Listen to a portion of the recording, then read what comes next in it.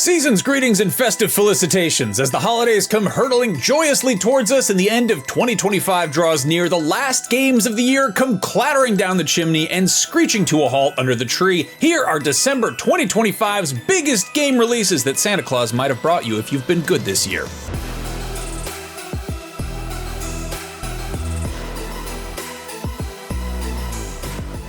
On December 1st, Earth's mightiest heroes, gifted youngsters, and other friendly neighborhood denizens of the Marvel Universe get the throwback arcade beat-em-up treatment in Marvel Cosmic Invasion, which is from the same developers who gave us TMNT Shredder's Revenge. This features a roster of 15 playable characters, including some all-timers like Spider-Man and Wolverine, but also some deeper cuts like Beta Ray Bill and Phyla Vel. That's coming to everything. On December 2nd, another cosmic invasion is taking place in Destiny 2 when the Renegades expansion gives Bungie's long-running looter shooter a Star Wars-flavored remix. This isn't quite like when Darth Vader shows up in Fortnite, but rather a bunch of new weapons, gear, and locations that are unabashedly inspired by Star Wars and officially licensed by Lucasfilm, but still rooted in Destiny lore. Initially, this bothered me on some nerdy pedantic level, but then I realized that it kind of reminds me of Dünyayı Kurtaran Adam, the 1982 cult classic of Turkish cinema that is like 90% an original, very low-budget production, but also has a bunch of effect shots from Star Wars creatively spliced in. Anyway, that's coming to everything that Destiny's already on. Renegades, I mean. Though Turkish Star Wars is on YouTube, so I guess that's on those platforms as well, and you should watch it because it's wild.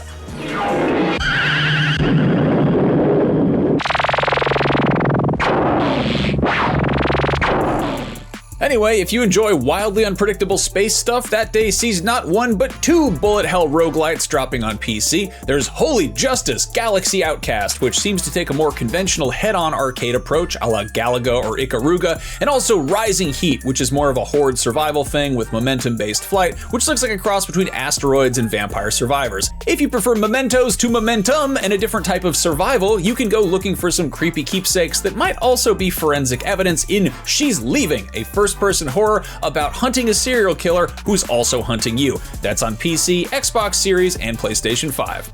If you want a big, huge open-world game that you can take on the go when you go out into the big, huge open-world game that is real life, Assassin's Creed Shadows hits Switch 2 on December 2nd as well. On December 3rd, Let It Die Inferno is the survival action roguelike sequel to Grasshopper Manufacture's 2016 venture into free-to-play territory. The original suffered due to some slimy microtransactions, but the new one is $25, so hopefully that's an improvement in that department. Sadly, it doesn't seem like Suda51 is involved with the sequel, but it still looks pretty cool, and despite the title, I'm happy to see that they kept Let It Die alive. That's on PS5 and PC. On December 4th, finally, after an absurdly long wait, Metroid Prime 4 Beyond finally hits Nintendo Switch 1 and 2. Will it be worth the wait? That's hard to say, but Samus has a motorcycle, which is always a good addition, and using the Switch 2's new Joy-Con, it's the first Nintendo game that lets you kill insects using mouse control since Mario Paint's little fly swatter minigame. Think about it.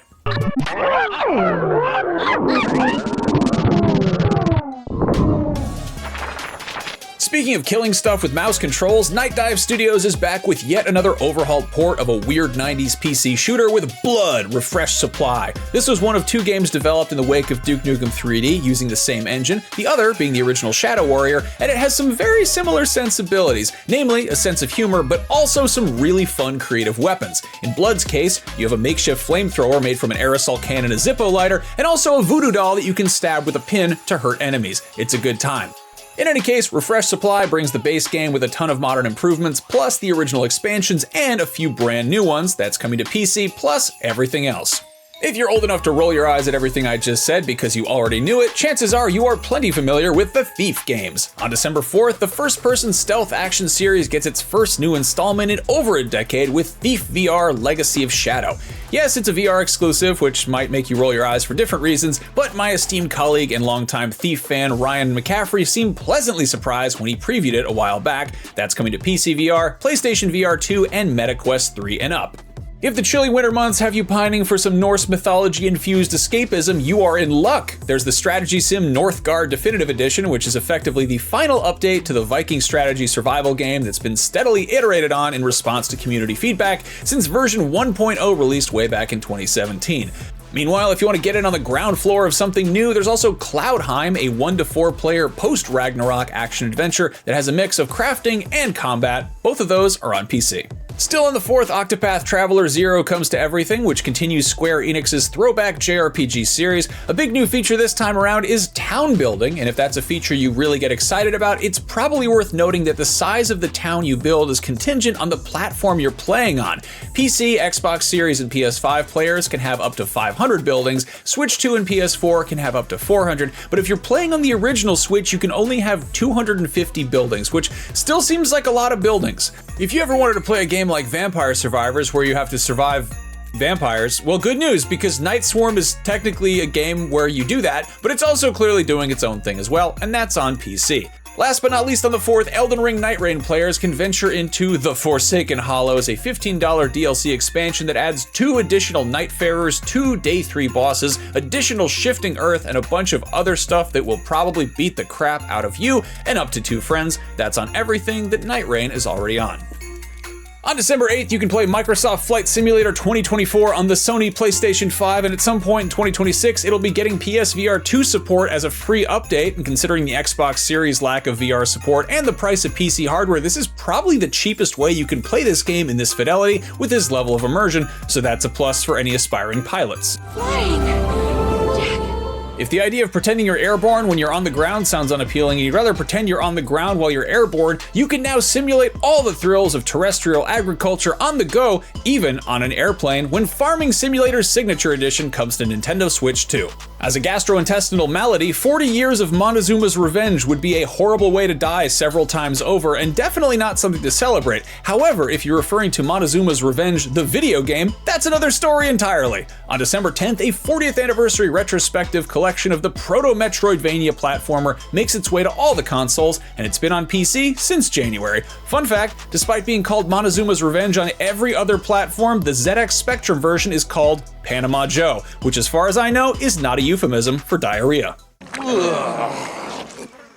Bad guy falls and poop. Classic element of physical comedy. Now comes the part where we throw our heads back and laugh. Ready? Ready!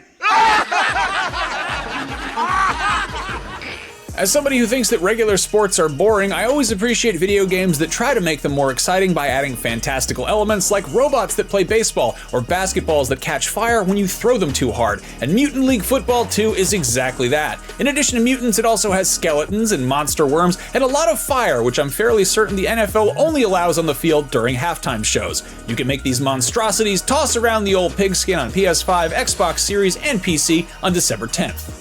On December 11th, everyone's favorite Australian dog family gets a brand new mobile game in Bluey's Quest for the Gold Pen, which features the Healer sisters exploring a fantasy realm of their dad's creation. This is written by the show's creator, so it seems like it'll have some charm. That's coming to iOS this month, Android in January, and consoles and PC later on in 2026. Also on the 11th, Star Trek and survival horror aren't exactly a combination I was expecting, but you can boldly go where nobody can hear you scream in Star Trek Infection on PC VR and MetaQuest 3 and up. If you prefer to go mess around in an even more horrible version of outer space, the grimdark CRPG Warhammer 40k Rogue Trader comes to Switch 2, and after 2 years of early access, the village builder Pioneers of Pagonia gets a full release. On December 12th, Terminator 2D No Fate is finally out after multiple delays, and I think I've told you about this game 3 times at this point, so if you'd like to learn more, go watch one of the videos from the months it was previously scheduled to come out in, or just go watch Terminator 2, because it rules. Trust me.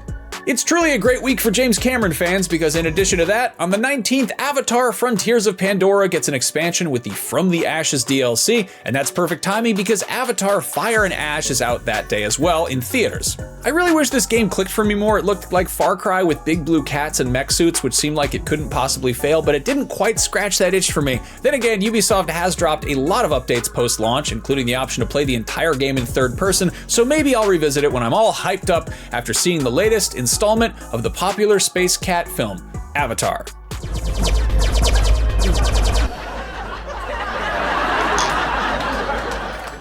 And hey everybody, that about does it. That is December's biggest games. As always, a big, huge, extra warm and fuzzy holiday season thank you to Amanda Medina, Chris Del Padre, and Logan Plant for helping these videos come together each and every month. And a huge thank you to every one of you who takes the time to watch them, especially those of you who write nice comments, or even entertainingly weird ones, like that guy who wanted to see me fall into a dunk tank. I'm not ready for it to be 2026, and you shouldn't be either, but if you want to take a look ahead at what's coming out next year, keep an eye out for 2026's biggest game releases besides GTA 6. We have that in the works. It should go up pretty soon. And with that, from all of us to all of you, we hope you have a safe, happy, and fun holiday-shaped celebration period. Whatever the you're celebrating, have a good one. We'll see you next year.